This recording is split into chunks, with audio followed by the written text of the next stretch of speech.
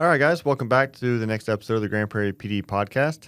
I'm here with Officer Greg and today Officer Joe. Gonna be Filling in yet again? Katie. Katie's getting absconding from his job quite a bit. Something about doing police work or something. I don't know. Who does that?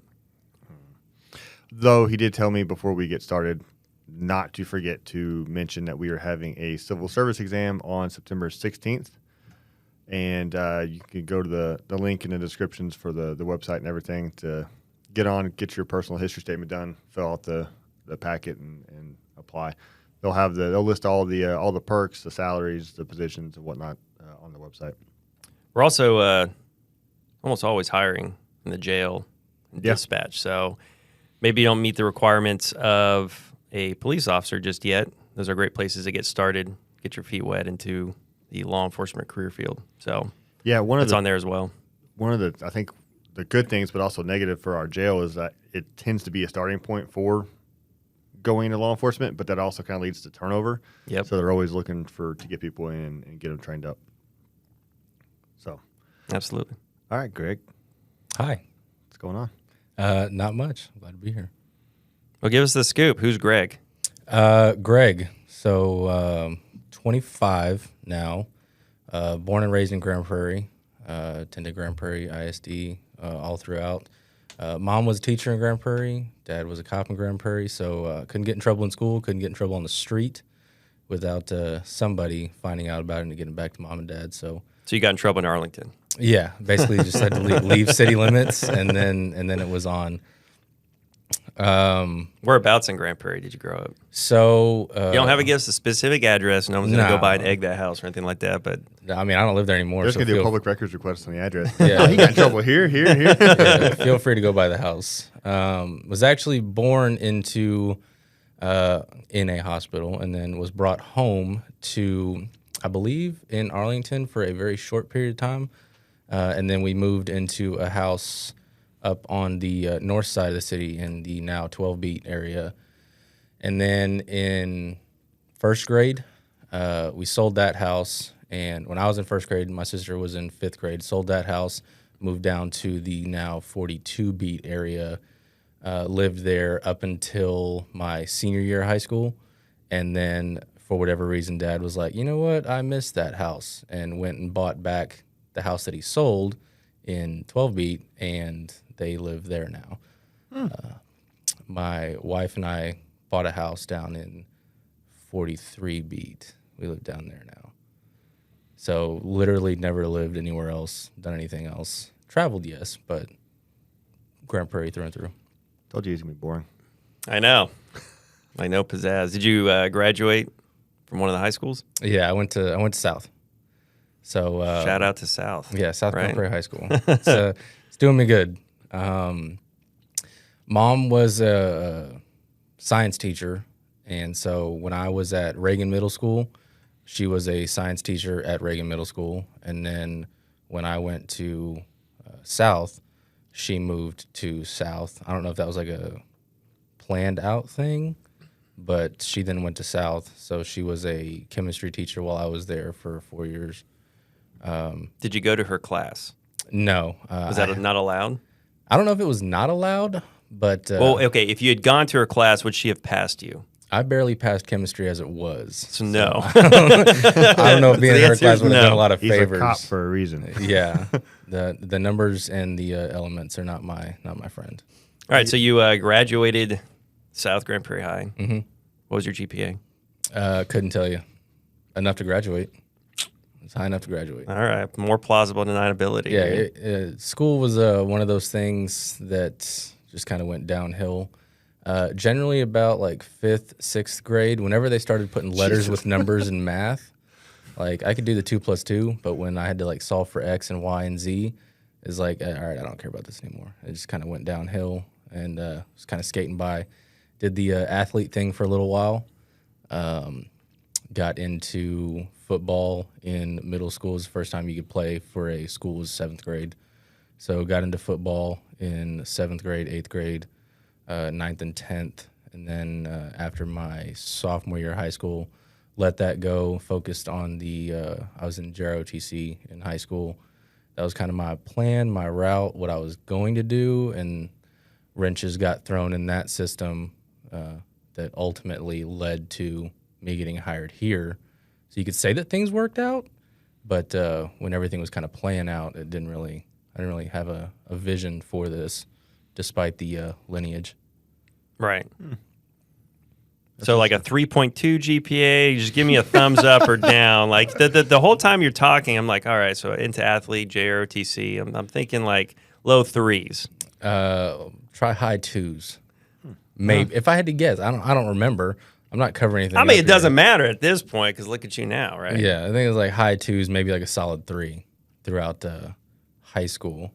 College was the bottom of the barrel.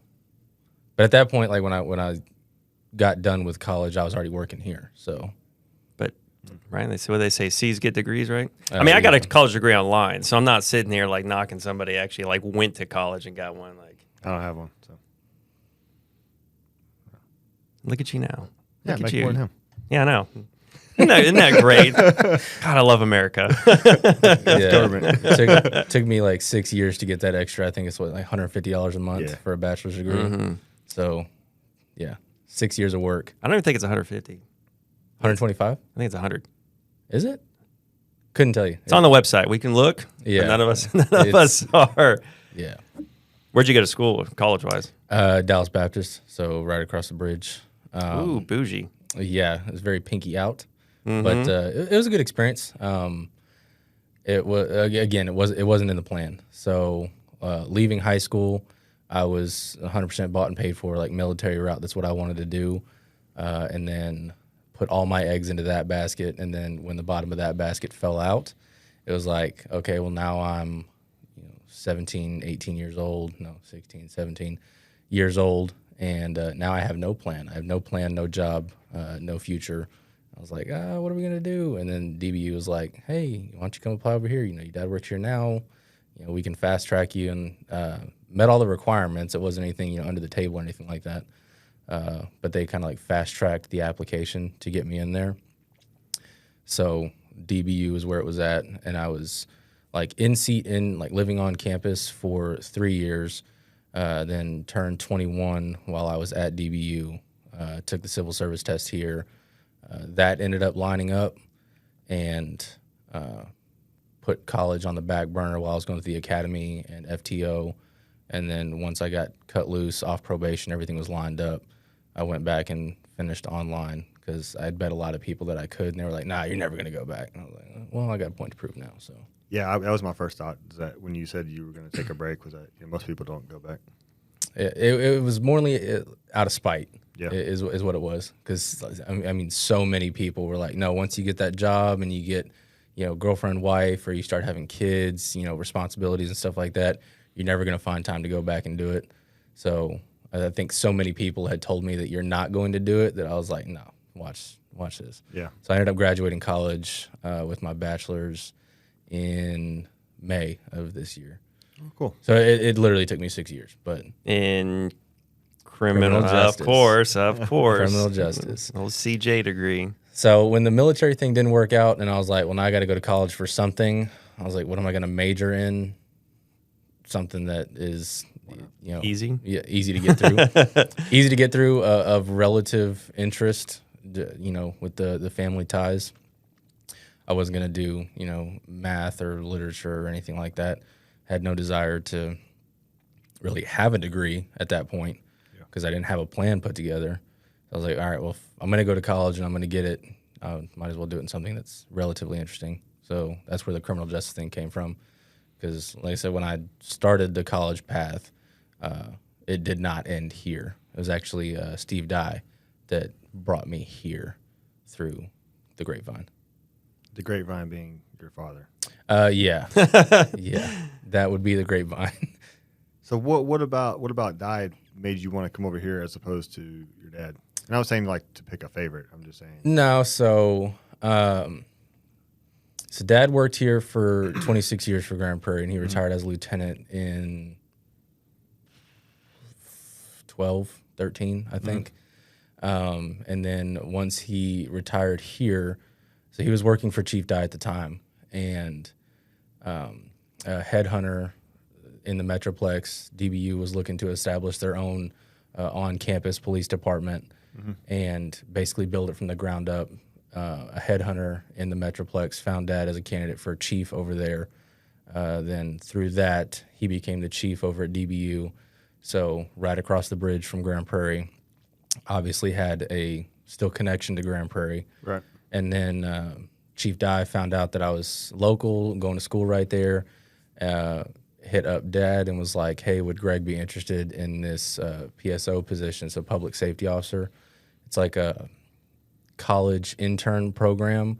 Basically, we work for the department, not as a sworn position, don't carry any weapons, don't have any arrest powers or anything like that, but just assist officers on the street with accident scenes, minor reports where the suspect is no longer on scene. You're talking about your thefts, your BMVs, vandalisms, criminal mischief, stuff like that. What are you doing for vandalisms, criminal mischiefs? So to get on with the PSO program, you go through an FTO period. It's not as long as the officers go through. I think it's 13 or 14 weeks, maybe a lateral FTO program. But you're riding in the car with officers that are specifically trained on the PSO program, know what kind of calls we can take as interns. So they try to go to as many of those. I mean, it probably sucks for them. Looking back at it now as a cop, I'm the last thing I want to do is my 8th BMV report today. Right. But they take us and we go through an FTO period with them where we go along and you're basically getting trained by the cop to do these specific investigations. So it's not as broad as a general FTO period would be. But when we go out, we're doing everything that we do now, minus the fingerprinting or calling out crime scene or anything like that. Basically, if there was anything aside from, the RP going sometime in the last month, my, garage got spray paint. I don't know. And anything aside from that, we're hey, we need somebody to come out here and take a look at this. Gotcha. So you basically still are calling on the officers a lot, but the intent of the program, the PSO program, is to, one, fast-track people for law enforcement, build them into the academy while they're still going to school, kind of support them financially. There's scholarship programs and stuff like that I didn't take a part in, but they do exist, and you're a paid employee with the city. Does that count towards your years of service? No. No. Not towards... It's part-time, right? Yeah, not towards TMRS. I think now it's a full-time position. I didn't keep up with the program, but I think now there's full-time positions, but don't quote me on that. I feel like we should create a full-time PSO liaison, and I think Greg should do it. I mean, normally I would say hard pass, but somebody asked me to do something, I'm thumbs up. So why not? I don't think it's going to happen, but no, probably not. I wouldn't do it. No, absolutely not. So you went to. So not only did you grow up with your mom's a teacher, your dad a cop here in Grand Prairie, and then you decided, I'm now an adult. Let me go to college where my dad works. That's what I was thinking. You just did not give yourself any kind of room to have fun, did you? I mean, you say you turned 21 in a Baptist school where his dad's the chief of police. Yeah, well, he was and then I finally turned 21. I was like, all right, here we go. Here's the story. No. It's no. No, it didn't. There was no story. It didn't break loose at 21, but I did my fair share of hell raising on campus. But does your dad know about it? Oh yeah, because everybody called him. It's we had to go to chapel. As a freshman, you go 3 times a week, and then as sophomore, junior, senior, you have to go 2 times a week. So it's Monday, Wednesdays, and Fridays at 10 a.m. You go to chapel. It's basically a 45-minute, 50-minute church service. You go in there, you sing the songs, you hear a scripture and stuff like that. But when we would leave, I would go home for the day. I'd schedule all my classes in the morning. Chapel would be my last thing of the day, and then I'd bounce out. And I'd always take my motorcycle, and so I'm leaving, I get the loud exhaust, and I'm doing all this stuff because I didn't buy into the, how do you say, DBU culture. Oh, you're the DBU bad boy, huh? If you want loud exhaust and a motorcycle. Yeah, if you want to call it that. Yeah. But like everybody'd call my dad at like 11 o'clock, 11:30 and be like, oh, Greg's motorcycle was pretty loud leaving campus today. And we're just like, dude, leave us alone. Like, Holy sh! it's noise. I would have got kicked out so fast. Mm-hmm. Yeah, that's the threshold. Be like, was I drinking? Okay, then. Shut up. Yeah. It was, That's the threshold for like, oh, he's a miscreant because he has loud exhaust. Right. Although I'll admit, I also hate motorcycles. I always wonder when I see those things riding around, I'm like, do you never just wake up and be like, I don't want everyone to look at me and hate me? Or do you never just want to be quiet? Like I get in my car, I'm like, I'm going to ride to the grocery store and like no one's going to notice me. well, I mean, it's awesome. So you got the personal vehicle at the house. So like, I still ride motorcycles. But like you got the personal vehicle at the house and like, it looks like, any other street car. But like every day, every now and then you wake up with a wild hair and you're like, you know what? I want to be really obnoxious today. Throw on the backwards hat. And Is that the sound you make before you get on the bike, or that's the sound the bike makes? I actually like sometimes I'll just sit in the garage, like don't even go anywhere. I sit on the bike, like and then, It's your alone time, right? and I go back inside. and I'm like, oh, that was a good one. That was a good ride. Hey, whatever you have to do to relieve the stress, It's like Yeah. everyone's got their thing. Everyone's Yeah. got their thing. Well, I mean, your dad's kind of he likes cars and that kind of stuff. So I'm sure they weren't getting a whole lot of sympathy from him, like middle of the day. Leaving. Absolutely not. So like he still rides. We go out together times and places with different groups of friends and stuff like that. It's I think motorcycling was a big part of it. Actually, that also came to pass without any sort of plan or intention. Like I never grew up around the bikes, but I never had any like I want to learn how to ride a motorcycle. It actually went. Sometime in high school, I told Dad, I was like, hey, I'm going to go get with these people and I'm going to start learning how to, ride horses, do this, do that, thinking that I was going to, become some sort of rodeo cowboy or something like that. And my dad was like, well, I'd rather you ride an iron horse than a real horse. And I was like, okay. I feel like that's something he would say. It was 100%. Yeah, I don't know him at all. I told him, I was like, okay, buy me a motorcycle and teach me how to ride it. And so we got like this little $4,000, $5,000 bike from a friend of a friend. And taught me how to ride, got the license, and I was like, okay, well, bluff called. Now I can't learn how to ride horses, but hey, I got a motorcycle out of it. So growing up with a father who was a prominent figure in the department, why wasn't law enforcement like something that you're like, oh, because I got kids, right? My kids are still pretty young. Yeah. But at any given time, two of them say, I want to be a police officer. Like that's just kind of a thing that kids do and then grow up. I was a soldier because my dad was a soldier. My grandfather was a soldier. So why was it that law enforcement wasn't something that you looked at as seriously? I think it's the same thing as, my dad was, so I want to be. It was like my dad was, so I don't want to be. Like I grew up in this life. I grew up with the father that wasn't home. I remember Christmas Day. I couldn't tell you the year. I was in middle school. Christmas Day, we get up, and Dad's supposed to be off, and he was a lieutenant at the time. And it was the night where, I don't know if it was a juvenile or an adult, but basically broke into an Arlington officer's house, squad car, whatever, stole his duty weapons, stuff like that, and then got into a pursuit in Arlington. Because of it, they lost him, came into Grand Prairie, another pursuit, lost him again. It was something they were working all night. Christmas Eve into Christmas Day. Mm-hmm. So we get up Christmas morning and, Dad starts checking the emails and whatnot. We're all sitting down ready to, have breakfast, do the whole family thing, open presents, spend the day together. And it turned out that like throughout the course of the night, suspect had shot at, I don't know how many different cops from how many different agencies. I think two of our officers actually got hit at some point. Somebody like caught one in the foot through the door of their car, and somebody else like maybe like pinky finger or something like that. So nothing life-threatening, but nonetheless, this dude's shooting at cops with a stolen cop's gun. And they had him barricaded or like contained down on the peninsula, down in the lake. And it turned into one of those big area searches. We're like, hey, we're not letting this guy go. So Christmas morning, we get up and we're ready to do everything. And then my dad's like, hey, I'll be right back. And 3 minutes later, he comes out of the closet and he's in his uniform carrying a rifle and out the door. And right. All you hear is the sirens going down the street, and you're like, dude, what? This is. I was a kid at the time. Mm-hmm. It's like this is a holiday. Like we're supposed to do this together and whatnot.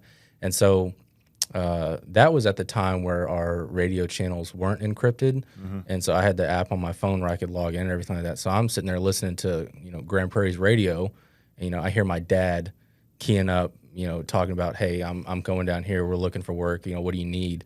And gets on the perimeter, they're searching for these guys and stuff like that. And I'm like, this is Christmas Day and this guy's already shot at how many different cops? And my dad just walked out the door and left the family to go deal with this. And it's like, is that something that I want to do with my life? And I was like, it was kind of a 50-50 thing where, yeah, it's cool because, we're all those people. But at the same time, it was like, I grew up doing this. I don't know if I want to put somebody else through that. Yeah. But so obviously you're very young because I think that was 2013, I think that was. So I don't know, how old were you in 2013? Probably fairly young, right? 15-ish. No, I don't know, somewhere around there. So fast forward a little over a decade. You've been a cop for a few years. Do you understand it more, or is it still one of those things that you try to prevent yourself from doing?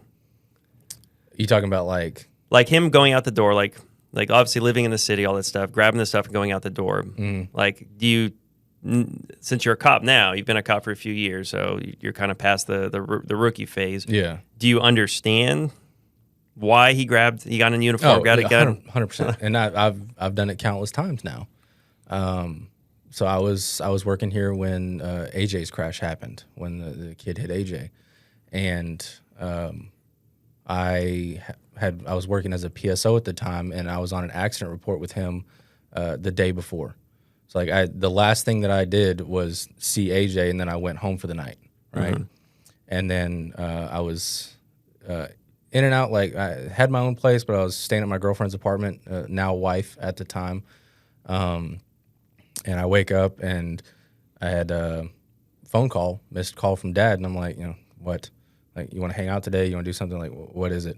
He's like, hey, you remember AJ? He was at this party a couple months ago. I was like, yeah, I just saw him yesterday. What's the deal? He's like, he just got hit and working step. And it was instantly no questions asked, not even the cop at the time. I was like, all right, I'll see you later. I'll call you later. I'll figure out what's going on. And so my wife wasn't even awake yet. And I woke her up and I was like, hey, I'm leaving. I was like, this happened. I'm going to go do my part. Obviously, I'm not, throwing on the body armor and grabbing the rifle out the door, but I'm going to go do my part and try to help in some way. And so I was coming down we were staying in Irving, Las Colinas at the time, and came down and I called JJ, and I was like, hey, where are you? What do you need? And he was like, dude, just go throw on a uniform and do something. Just help. Answer some calls, do something. And so I was getting to the station, about to get dressed, and I don't know. I don't know what my plan was because I can't, answer calls or anything like that. And then JJ called me again. He's like, you need to come to the hospital. I was like, okay. So I went over to MCA, and that was the first time that, with my own eyes, saw the 50 squad cars parked alongside the road with all the lights on, everybody standing in the lobby, with whatever clothes they were wearing at the time the phone call rang, or the phone rang. And, it was kind of a sobering experience to stand there in a room with 50, 75, 100 people. It's absolutely nothing to say, and just stand there looking at each other. And then we got the news that, AJ had passed, and that was the first time that it hit. And then, since then we've had, plenty of instances where you're not working, but you're available, hanging out with the family, doing something like that. And I'm not on an on-call status, on SWAT or a call out for a detective or anything like that. But word travels, something happens, and it's nobody directly asked you for help. Hey, Greg, we need you to come do this. But it's I'm gonna go help.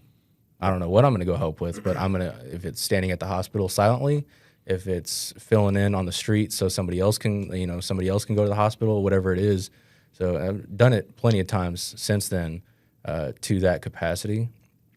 So I would definitely say that I have a better grasp on the why. When I was looking at it as a kid, I'm like, there are the people out there that are doing it right now. Why do you have to go? But it's one of those things that now it's like, no, we all go. Yeah, it's one of those things where it's like, if it has to be somebody, I want it to be me, right? So it is something where we can't leave that kind of stuff alone. It's just like, oh man, because even on SWAT, like we have our off call, right? So it's 2 weeks on, 2 weeks off, but our phone still rings for every call out, even when you're off call. Oh, I didn't know that. And then sometimes you're looking at it and you're like, man, this seems like it's pretty legit. I'm not doing anything. Right. Yeah, maybe I'll go, right? And so it's easy to get caught up in that, like, well, if it's going to be somebody, it might as well be me type thing. It's like, oh, I can't go and help. And I mean, you just defined the mindset and the reason why that sometimes we are. It's not that we're putting the job first. It's just that we're in such, like, our mindset and the way the job is like we can't help but not like get involved and do stuff. And maybe it's a flaw, maybe it's not. I guess it depends on how you use it or how you distance yourself. But it is something that is a danger because it can become kind of consuming. And so then, as long as you have something to separate that, sitting on your motorcycle in the garage and making noises. Yeah, as long as you have something like that to help to kind of help separate that way you're not being all kind of consumed.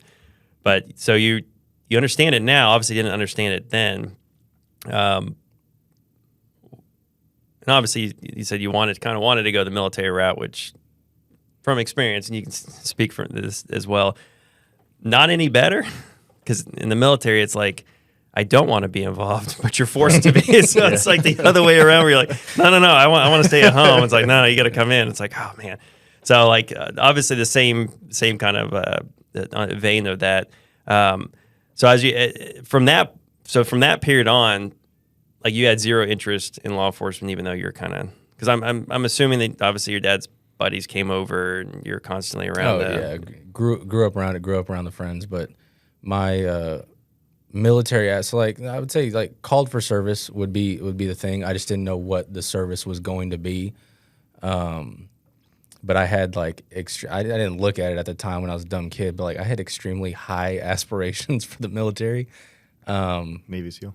Yes. So when I was finishing high school, I was working out 2-3 times a day, trying to get in the best shape of my life, whatnot. Because what I was going to do, or what I did, was apply to Annapolis. And weird turn of events, I didn't understand that lifestyle. Like I didn't get it. But I was like, oh, I'm gonna go to Annapolis, and then after 4 years, I'm gonna go be a Navy SEAL somewhere. So I applied for Annapolis. I ended up getting through like the initial background and selection process, but then to go to a military service academy, where it'd be like West Point, Annapolis, the Air Force Academy, there's so many boxes to check. You have to do like a congressional interview with like your local Congress representative, a panel interview with graduates and officers from each military institution, regardless of where you are applying. You have to do for the Navy at least, it was a blue gold interview where like a representative from Annapolis came and met with me and my family, in our home and talked to us to make sure that like this is what you're asking for. Are you sure that you want to do it? And almost immediately wrenches started getting thrown into that plan, because I ended up like making it through the initial selection process, but didn't receive an offer from Annapolis. Like they're interested in me, but I had already at that point scheduled my congressional interview. So I was like, well, I'm going to show up, and I'm not just going to not show up and meet a congresswoman. So showed up, and I was wearing my JROTC uniform, just like all the other 16, 17-year-olds in there. And, we're all, puffed out chest trying to be, the next candidate to go to a military academy. So it's not like she just scheduled you for like 10 o'clock, whatever. You're in a line of people waiting. No, like we had an appointment, but there was probably, I don't know, 4 or 5 interviews running simultaneously with different people from different districts. They were just all in the same building. Gotcha. They should have just done like an octagon fight. Just like all together in there, they fight. If you left standing, you get the congressional appointment. So if there's any congressmen or congresswomen like listening, that's trying to just throwing it out there. Just or quick like idea. The congressperson is the last boss. Or you have to You have to fight the Congress. Yeah. We should make this happen. Imagine like Nancy Pelosi. Okay, well, maybe not final boss, but they're their representative. So they have like a guy in the back room that they're just like feeding steroids to, and then just like not feeding him. So he's like super hangry. And then it's like, congratulations, you made it through all these JRTC other kids, and you're sitting there and it's all torn up and you're breathing hard. And they're like, open up the closet. Next thing you know, this guy comes out. Like, this is it. Out of there. How bad do you want it? Yeah, right.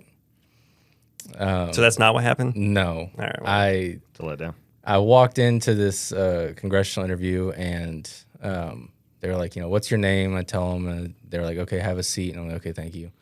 And I sit down, and the Naval Academy representative's like flipping through papers on the desk, and I'm like, somebody gonna say something? Like, do I talk first? You talk first? Like, what is it? He's like, Greg. He's like, you know that you don't have an offer from the Academy, right? And I was like, yes, sir, I'm aware, but I had already scheduled this, and I wanted to show up and try. Like, yeah, we respect it. We probably talked for maybe 15, 20 minutes, not about any sort of interview thing, but their recommendation was like, we always get fleet applications, so why don't you just join the Navy and then come back? And I was like, I'll figure it out. I was like, that sounds scamish. I was like, I'm not really gonna do that. The Navy is no, I'm just kidding. I respect all branches as a former member of the military. I respect all branches, but it's probably a wise choice. Yeah, I was like, that sounds kind of scamish, but thank you. Appreciate your time, whatnot. And then we were actually having ROTC skills competition that day. So I had to go back to the high school, and my phone rings a couple hours later, and it's that guy. I think his name Perch. He was a captain in the Navy. He called me. I don't know how he got my number, but he was like, hey, you impressed us so much. Nobody else really did anything that stood out. With no offer, you showed up and you did your part. So I'm going to talk to the Academy, and then we're going to rush you your paperwork. I need you to do all of these things. So within the next 2 weeks, through an expedited period, I had to do my physical fitness test, the blue gold interview, a series of other interviews, different applications, different math, science, reading, stuff like that tests. And it got down to you're either hearing you got it or you didn't get it. So the way that it was explained to me was for every military academy, there are roughly 4,000 seats per freshman class. And they select you in the beginning for what you want to do. So I was competing for a special warfare contract, which would have taken me from high school to Annapolis, done 4 years at Annapolis, graduated as an ensign or a second lieutenant from the Naval Academy, gone to Minnesota for pre-buds selection, and then straight to Coronado for SEAL school. And so there are 4,000 seats for a freshman class, and 150,000 applicants across the country. So we're all competing for the same thing, right? And the last update I got was that there was 30-something seats left, and there was 150 of us nationwide that hadn't gotten a response. And then I was in the last letter, the last group that got cut from the process. So that's when the basket fell out and all my eggs are on the floor, and I'm like, well, now I got nothing. But I was still really bought into the military ideology. I still wanted to go that route, especially since I had just come so close to at least getting a chance. I'm not sitting here saying that, Annapolis would have been easier pre-buds, or, by God, buds would have been easy by any stretch of the imagination. But I was like, I got so close to getting a chance. I was like, I'm not going to let that go. So I stayed with it. The DBU thing kind of lined up. I was like, well, I'm going to do something in the meantime. And then, through the year or so, my freshman year, I was talking to one of our local Army recruiters who tried to set me up with not necessarily a special warfare contract, but something with the Army where I would have gone to basic training, then AIT, and then you know how it is. They guarantee you after you go through AIT, then you got airborne school, then you got air assault school, and then you'll go directly into selection for the Green Berets. And so I actually started talking to Sergeant wealth of knowledge there. And I've never met the man, but I was probably talking to him on the phone a couple hours a day about, what is this? What is that? How do you do this? How do you do that? And it just, it never really painted a clear picture of success. So the military is something that I actually never pulled the trigger on. No pun intended. Yeah. I got down to, sign on the dotted line and it's done. And I was like, you know what? Like, it doesn't sound right to commit everything to it. And of course, that whole time my dad's, trying to pull the reins back on, his kid growing up and doing his own thing.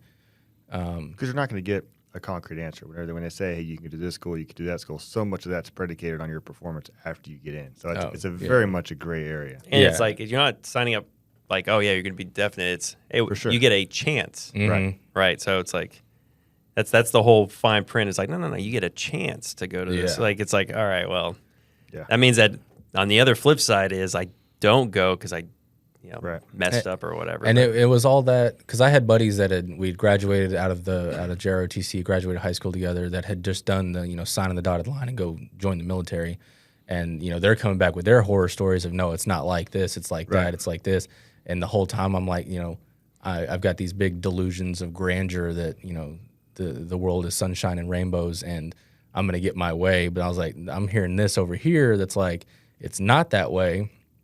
So I never did it. Uncle Sam always wins. Yeah. Uncle Sam always wins. I will say, though, I'm never a did it. little relieved because when he initially set it up, he's talking about how he doesn't like seeing numbers and letters next to each other.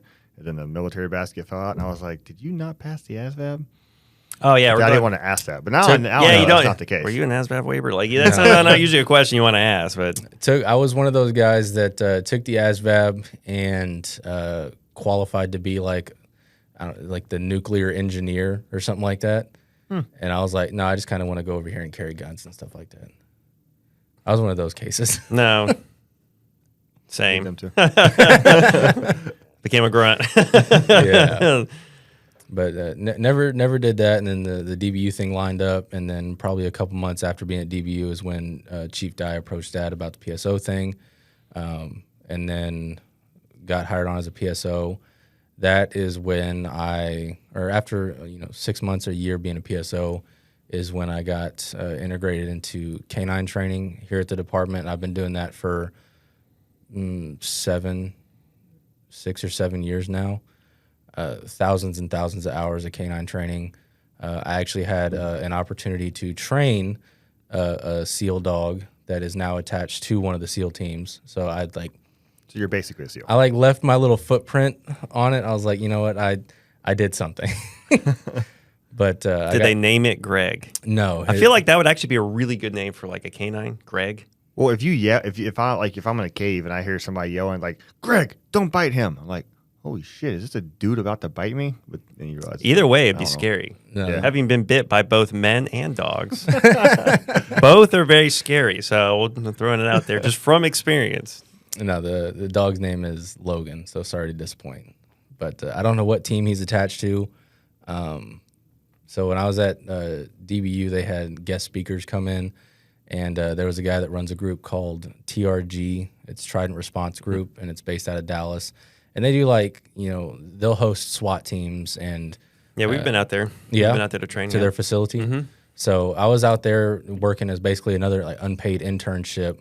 And after one of their events, the owner pulled me aside and he's like, here we want you to work, but we also want you to get something out of this. Like, what are you interested in? At that point, I was bought and paid for with dogs.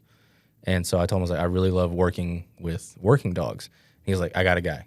Gave me his phone number, and he's like, yeah, come up to my ranch, and, we'll throw you to it. And I don't know if he thought I had more experience than I did, or I was older than I did, but I get there, and he's got all these kennels with all these different dog breeds and everything like that. And he hands me a leash, and he's like, third kennel on the right is Logan. That's your dog. Go get him. I was like, okay. Yeah, hell no. I was like, Hell, okay. there's a cage over there. Go grab the wild animal. It's in there. No. Yeah. Hell no. I was like, okay, because I was like, he's testing me, right? So I was like, okay, I'll go get him. I failed. I opened the door to the kennel, and there's this Belgian Malinois in there that is 3 months old at the time, and no exaggeration, his paws were the size of bare feet. This was a gigantic animal, And like I opened the kennel and he looked at me and we made eye contact and I like might have peed my pants a little bit. Like he was definitely the alpha in that situation. He definitely won. And I can't tell you how many times that dog bit like my fingers and my thigh and my toes and everything, because that's what he does. That's what he's trained to do. And I probably spent 6-7 months working with him, and then in conjunction with training our dogs here at the department and other departments around the Metroplex. And so yeah, I got to train a Navy SEAL dog. It's about as close as I'm going to get to the Navy at this point. But no, that's cool. I mean, it is actually a very small group that works consistently with our canines, just because of it is a lot of work, and you're gonna get bit. Like whether you're in the bite suit or you're gonna get nipped, like you described. It's not me. It's not my forte. Have I been bit? Yes. I was gonna say I have been is bit, your forte. but like it's only my forte because it left my brand on me. But like not something I'd volunteer to do. And actually, we were on a canine track yesterday. Yeah. And and it's you were way more comfortable than I was. I was like, all right, it's one of those things now where like when I know the dog is coming out, like we get into a pursuit or we're doing area search or something like that, and I know the dog is coming out, like I will intentionally go to where I know, like if the handler gets called out, if they're not on the call, like I will go to where I know the dog is going to deploy. And like yesterday I was carrying tanks, medical bag and all of his water and everything like that. So you take our uniform in the 110-degree heat that it was yesterday with our extra 50 pounds of gear, vest, gun, taser, magazine, stuff like that, throw on an extra 35, 40 pounds of dog stuff. And, it's still our responsibility to protect the dog and protect the handler. But, I'm doing all this extra stuff and I'm just, I guess, around it so much. Tank turns around and bites me in the leg. You hit him on the forehead and you're like, stop it. I don't worry about it, because I spend so much time around them. And it's what I love, and it's what I've loved for 7+ years now, and can continue loving it. So is that your aspiration here? It's one of two. So there's two routes that this career can go. Obviously, the canine thing is 1 in a million, right? Because we only have a select few of dogs, and I'd say your chances are better than 1 million. He's really bad at math. We have 300 guys here. There's not even letters in that. It's 1 in a million. No, like I think you have a better chance at that, because it's not a ton of people that put in for it. But yes, we do only have so many slots. Yeah, like when that letter comes out, you're going to get probably 20-ish people that are like, no, I want to be a canine handler. So you're competing, right? Like, granted, I've invested time and resources, blood, sweat, and tears into doing it. But there could always be that better candidate that's done maybe a little bit more. So it's not a guaranteed thing. It's not a surefire thing by any stretch of the imagination. Well, one thing that some of our basic guys here, I've realized, wind up struggling with is a lot of times we get so many laterals. You get guys who pop over and it's like, yeah, I've been doing this for 10 years. And they're like, I've been working my butt off for a few, but your attention might be there, but you might pale in comparison to whoever that lateral is. Yeah, it's absolutely nothing is guaranteed. So that letter comes out, and I'll be the first to put my name in that hat, and I'll do my absolute best to get that position if and when it does come open. But you guys both know there's no guarantee to anything. So that's the one route, and then I figure over the course of like the next, because I'm 4 years into my career. So I figure over the course of the next 6-7 years, those positions will come and go. Plan on working patrol that whole time and just kind of like expanding my knowledge on that aspect of the job and just trying to learn more and do better. And then if for whatever reason, all the dog spots come open and all the dog spots go away and I just don't happen to get selected, take it and run with it. After get to like the 10 or 12 year mark, comfortable enough in the career to actually jump and do something else, probably start testing. For promotion? Yes.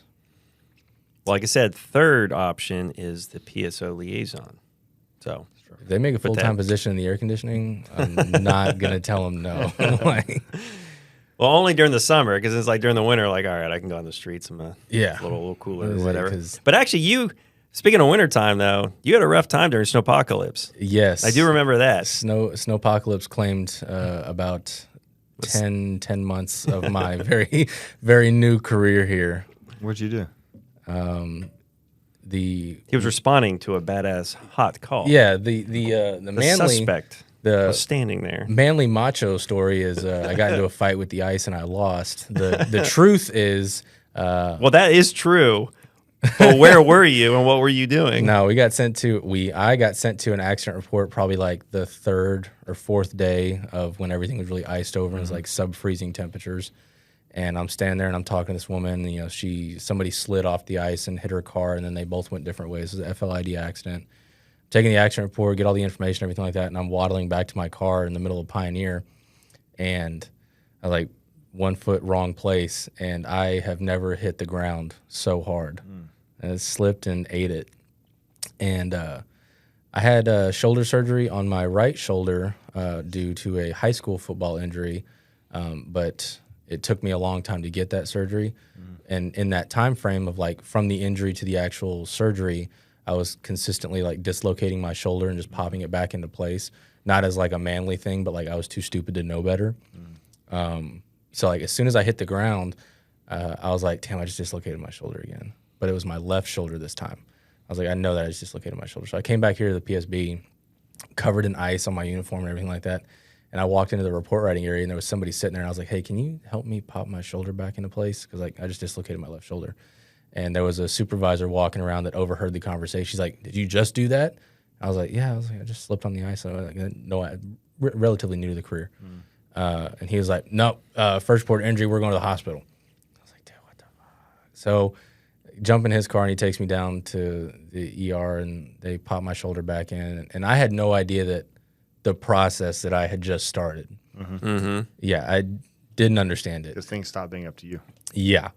And so we leave the hospital, and I'm like, okay, I'm throwing my uniform and finish shift. Again, not as a macho thing, but just like I've dislocated my shoulder plenty of times. It's going to be sore for a couple days, and then we'll be done. And he was like, all right, who do you want to take you home? And I was like, I just take my take-home home, and I guess I'm going home. He's like, yeah, you're not allowed to drive city vehicles. You're not allowed to work until you get cleared and da-da-da. And then it was just like downhill from there. And through the x-rays and the MRIs and everything like that, they came back, and I had to have another shoulder surgery. So now I've had both of my shoulders operated on. So it ended up when I hit the ice, I separated my labrum, which is like the muscle that goes around the socket that your shoulder sits in, and like it's basically supposed to secure the ball of your shoulder in there. Separated that completely and fractured my clavicle. I didn't know you could fall from like 5 feet high and do all that kind of damage. But yeah, so it was a pretty extensive surgery, and it took me out for at least 10 months, mainly because of like paperwork and stuff like that. Just, in Texas, we're not used to dealing with ice.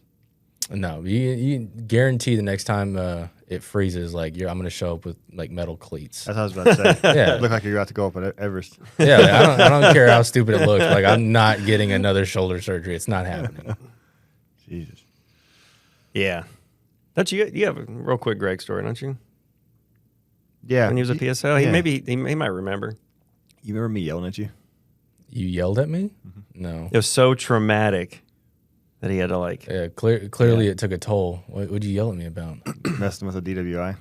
I messed with a DWI? Trying to talk to a DWI guy when I wanted my rookie to. Oh, no. No idea. Told you.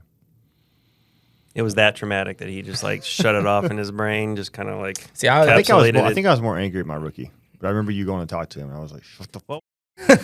When I'm angry when I was training, I was angry at a rookie. I would just yell at everybody. So it's like, I felt like everybody got it whenever I was angry. Be like, go get in the car, you, and just start yelling at people. I think I tend to get quiet when I get angry at them. Like I just don't talk to me. What's that? Like spread your disappointed. stupidity somewhere else. I did that to Dave. He was my FTO, and I was, like I said, I listened to his episode, and like I made him so mad one time that he left me here. He left me at the station. You got to work hard to make David mad. He was, and we obviously talked about it, and I earned it, but like I didn't see what I had done until it had already happened, and like he was like, I'm gonna go fill the car up with gas, and I thought he was just being friendly, like, hey, I'm gonna go take care of this. And I was like, okay, cool. And then he gets back like 45 minutes later, and I was just sitting in the report writing area, and I'm like, did I do something? He's like, yeah, here. I'm like, oh Jesus. That's hilarious. What was it? Can you tell us? So basically, we were. I had gotten a DWI and was doing the paperwork up here, and me and him he was trying to tell me one thing, and like I was new, not like a confidence, like an I know better thing, but like a new guy error, and like I didn't understand what he was trying to tell me. So another officer was walking past. Sure. Yeah. Another officer was walking past, and I was like, I was in third phase at this point. It's like you're supposed to be, relying on your FTO less and using your coworkers more, right? Mm-hmm. So I'm like, okay, well, build a little camaraderie and use my over a DWI. That's a great way to use my drag another officer into a DWI. I'm gonna build some camaraderie. Dude, you better not talk to me. They'll put my name in the report.